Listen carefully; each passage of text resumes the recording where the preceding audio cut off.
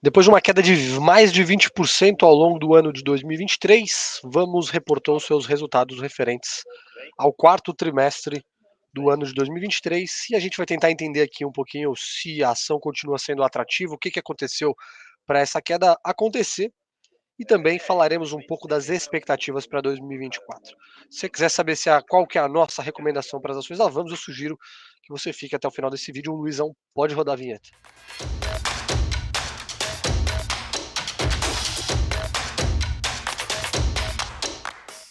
Beleza, sem muita enrolação, vamos direto para o resultado do quarto trimestre. Nele a gente observou resultados bem em linha com as nossas projeções, mas um em linha negativo, com a companhia ainda não conseguindo mostrar aquela melhora esperada e melhora almejada para os próximos trimestres. A gente ainda observou um resultado muito fraco de concessionária, que os números realmente vieram em linha com as nossas expectativas, até dando um zoom aqui para a face observe, os números vieram realmente em linha com as nossas expectativas do mercado, mas ainda assim muito prejudicados pelo segmento de concessionárias, que está diretamente relacionado à venda de máquinas agrícolas e de caminhões zero quilômetro. Lembrando que a companhia, ao longo dos últimos anos, fez algumas aquisições nesse segmento de concessionárias para caminhões, especialmente, e mesmo assim os resultados surpreenderam negativamente, tá? Vamos, para as ações da Vamos, o que a gente espera? E o que o mercado talvez começou a observar com uma certa atenção? Durante a manhã da divulgação de resultados, a gente observou a companhia divulgando um fato relevante, sinalizando uma melhora já nos 2 primeiros anos de 24, então talvez o mercado possa até ter ignorado um pouco desse mau humor, né, que a gente observou nos últimos 3 meses do ano passado, já começando a vislumbrar uma melhora para 2024. Os 2 primeiros meses foram bons, janeiro e fevereiro com números melhores do que a média mensal aí de dezembro, novembro e outubro, é o que sinaliza que a companhia pode ter sido uma recuperada e uma retomada dentro do segmento de concessionárias, que na nossa visão foi um trimestre para esquecer dentro da divisão. O EBITDA ficou negativo, um EBITDA inclusive pior que o esperado, a gente já estava com uma expectativa de um EBITDA ruim, mas ele veio bem pior que o esperado e acabou comprometendo a rentabilidade do negócio em maneira geral, né, da figura consolidada da Vamos. O lucro líquido ele acabou sendo impactado positivamente por alguns efeitos de subvenção de impostos. Isso fez com que os números ficassem acima das expectativas do mercado, mas naturalmente isso é um efeito não recorrente, então a gente pode ignorar aí que nos próximos anos ele não vai acontecer. E aí eu deixei separado aqui também um relatório que a gente publicou falando sobre a prévia de locação e a gente fez as nossas atualizações para as empresas de locação. A gente está falando aqui de Movida, Vamos e principalmente Localiza, falando um pouco do cenário que está desenhado para 2024. Eu vou dividir com vocês aqui. Eu vou colocar na tela agora, porque a gente trouxe aqui um cenário bem detalhado, um relatório bem extenso, onde a gente explora mais a fundo essa questão do mercado de caminhões, e aí eu consigo mostrar para vocês em gráfico basicamente o que aconteceu. Obviamente, a gente tem um cenário de taxa de juros muito elevadas, isso tanto na pessoa física quanto na pessoa jurídica, mas, como eu comentei, uma melhora no cenário de venda de automóveis, venda de veículos de maneira geral, os meses realmente de janeiro e fevereiro já foram melhores. A gente começa a observar isso no percentual de vendas de representatividade de vendas do varejo na figura total de vendas de veículos, tá? E também no valor absoluto, que já mostra uma certa melhora. 23 foi melhor puxado por leves, 24 foi bastante prejudicado por pesados. A gente espera uma melhora gradual ao longo de 2024. E aí a gente tem algumas tendências que são importantes. A gente fala aqui sobre evolução de preço de veículos, que é uma coisa que também preocupa o segmento de pesados, e a gente tem observado justamente essa diferença, né, entre o veículo novo e o veículo usado abrindo, mas esse efeito está mais concentrado no business de veículos leves. Tá? Quando a gente vai olhar para pesados, isso aqui acaba sendo uma tendência mais importante. Custos de materiais um pouco mais comportados, acaba afetando bastante linha amarela, linha verde, mas também o business de caminhões também é afetado porque implementos nada mais são do que chapas de aço ali remoldadas, né? E soldadas, então naturalmente também acaba tendo um impacto relevante para o mercado que a Vamos tem atuação. A gente fez uma aqui traçando o cenário para pesados, né? Que a gente realmente estava observando um cenário mais apertado.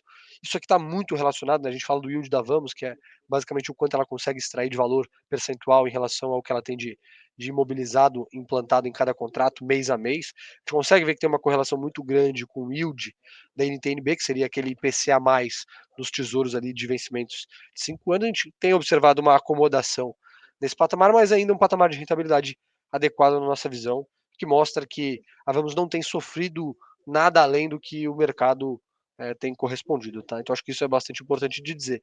E a gente fala sobre vendas de caminhões 0 km. Esse gráfico é super importante, tanto para caminhões quanto para máquinas agrícolas, porque a gente consegue observar bem que no quarto trimestre, embora a gente tenha uma melhora em relação ao 3T de 2023, a gente observa uma queda muito, muito forte na base comparativa anual.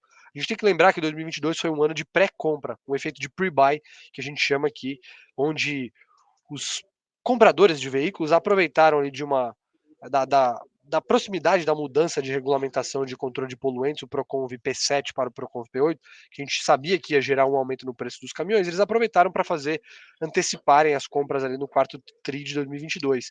Isso gera uma base de comparação muito forte. Mas em 2021 a gente também tinha, com a retomada ali do pós-pandemia, também tinha uma base de comparação muito forte. Então, 2023 já supera os volumes ali de 2020 e 2019, mas que também eram volumes fracos ali, impactados por uma atividade econômica um pouquinho mais comprometida por conta da pandemia. Então, assim, a gente tem observado essa melhora gradual, mas ainda uma melhora tímida. Atingiu o seu menor ponto ali no segundo trimestre de 2022 e vem no movimento de recuperação aqui em 2023 e 2024, o primeiro trimestre já indica ser um trimestre melhor. Vendas de máquinas, a situação é um pouco diferente, tá? No quarto trimestre foi o pior trimestre para vendas de máquinas agrícolas.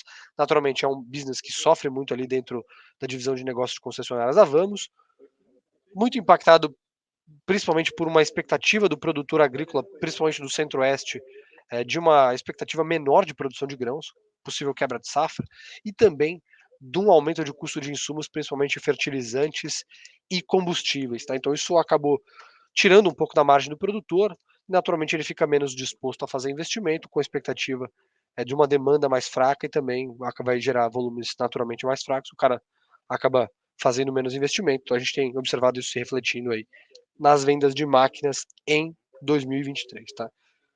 Olhando para frente, o que a gente espera? A gente até, se vocês puderem depois dar uma olhada no relatório na íntegra, a gente fala aqui do cenário para Vamos, né? A gente falava das nossas expectativas do quarto TRI de 2023, mas eu vou me atentar mais às expectativas para o ano, que é um pouco do que a gente espera. Tá? A gente está esperando um crescimento até que forte de receita em 2024, saltando aí do próximo dos 6 bi para 8 bi para Vamos, justamente nessa recomposição que a gente deve observar aí no mercado de concessionárias, que a gente já observou nos primeiros meses do ano, que deve continuar essa tendência de melhora, principalmente em caminhões, e também muito relacionado aos novos contratos de locação que entram em operação ao longo do ano, que também com uma rentabilidade boa, devem sim trazer um volume de receita adicional interessante. A gente tem observado isso por conta do movimento do backlog de receita da Vamos, então é importante destacar.